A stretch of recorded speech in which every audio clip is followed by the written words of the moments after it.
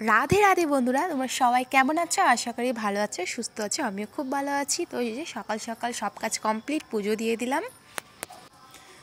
তো এখন মেয়েকে স্কুলে নিয়ে যাবার পারি, তারপরে তোমাদের সঙ্গে শেয়ার করছি আজকে কি বানাবো আমি।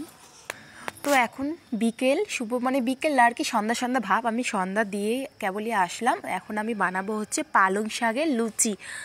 তো আর মটর ভিজে দিয়েছিলাম সকালবেলা। তো আমি মোবাইলে দেখেছিলাম যে পালং শাকের লুচি হয়, তো হতেও পারে। তারপরে আমি হচ্ছে আমার হাজব্যান্ডকে বললাম যে তুমি পালং শাকের লুচি খাবে? ও বললো যে না। আমি বললাম যে খাও না, আমি বানাতে পারবো, ইউটিউব দেখছি। বললো ঠিক আছে তাহলে বানাও। তো ও যখন বললো তারপরে বানানোর ইচ্ছা করলো। তারপরে বললাম বানাচ্ছি যখন, তখন আমার দিদিকে বলি আসার কথা, আর আমার ভাস্তিকে আর কি, একমাত্র ভাস্তিকে। তো দিদি তো সেরকম একটা রান্না করতে পারে না, তাই ভাবলাম যে দিদিকে বলি আর কি। তো দিদি বললো ঠিক আছে আমি আসবো। আসতে চাচ্ছিল না, বারবার করে বলার পর তারপরে আসলো। আর আমার মাকেও বলেছিলাম, মা বললো আসবে না, তা মাকে আর বেশি জোর করিনি আমি। তো সবসময় না নিজের হাতে রান্না খেতে খেতে না কোনো সময় ভালো লাগে না, বিরক্ত লাগে। মনে হয় অন্য কেউ যদি আলু সিদ্ধটা বানিয়ে দেয় সেটাও ভালো লাগে। তো মায়ের বাড়ি তো আর যাই না এখন, আর মায়ের বাড়িতে সেরকম যাওয়া হয় না। মায়ের হাতে রান্না খুব মিস করি, কিন্তু কি করব, তার জন্য সেটাই মনে ভাবলাম যে না, দিদিকে ডাকি, তাহলে আমার দিদিরও তো ইচ্ছা করতে পারে। সেই জন্য বললাম দিদি আয় আমার বাড়িতে, খাওয়া দাওয়া করে যাবি। তো দিদি আসে না, এরকম বারবারই আমি ডাকি কিন্তু আসে না। কিন্তু আজকে অনেকটা জোর করার পরে আসলো। আর এদিকে মাম্মাম হচ্ছে বিস্কিট খাচ্ছে, আর আমি এখন বানাবো। তো চলো, রান্না কিন্তু আমার মোটামুটি কমপ্লিট। এইদিকে বানিয়েছিলাম আলু বেগুন দিয়ে হচ্ছে ছোটো মাছের চচ্চড়ি, আর এদিকে ছিল খোকা ইলিশের শুটকি মাছ।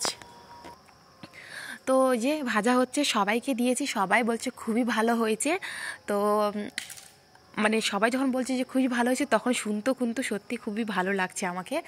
তো আমার দিদি ওরা এখনও আসেনি, তার জন্য আমি আগের থেকে ভাজা হয়ে যাচ্ছে। এটা হচ্ছে মাকে দেবো, বুনুকে দেবো, আর ভাই ওরা যখন আসবে তাদেরকে গরম গরম বানিয়ে দেবো। এখন আপাতত ভাজে রাখছি, কেননা এখন দিদি ফোন করলো যে দিদি বের হয়ে গেছে। তো প্রথমবার বানিয়েছি, কিন্তু মোটামুটি ভালোই হয়েছে, একদম খারাপ হয়নি। তোমরাও কিন্তু বাড়িতে বানিয়ে ট্রাই করতে পারো। বেশি কিছু না, আমি তো প্রথমে পালং শাকটাকে প্রথমে সিদ্ধ করে জলটা ফেলে দিয়েছি। তারপরে মিক্সচার মেশিনে পালং শাকটা আর একটু আদা আর কাঁচা লঙ্কা দিয়ে পেস্ট করে নিয়েছি। তারপরে হচ্ছে আর আটাটাকে নিয়ে তারপর ওটার মধ্যে তেল, একটু লবণ, একটু হলুদ দিয়ে মিক্স করে, তারপরে নর্মালি যেরকম আটা মাখে সেরকমই আটাটা সুন্দর করে ময়লম করে আটাটাকে মেখে কিছুক্ষণ আধা ঘন্টার মতন ঢেকে রেখে দিয়েছি। তারপরে এটাকে হচ্ছে ভাজলাম ফুলকো ফুলকো, খুব টেস্টি। আর এই যে চুটকে খাচ্ছে, খেয়ে বলছে যে সত্যি খুবই ভালো হয়েছে।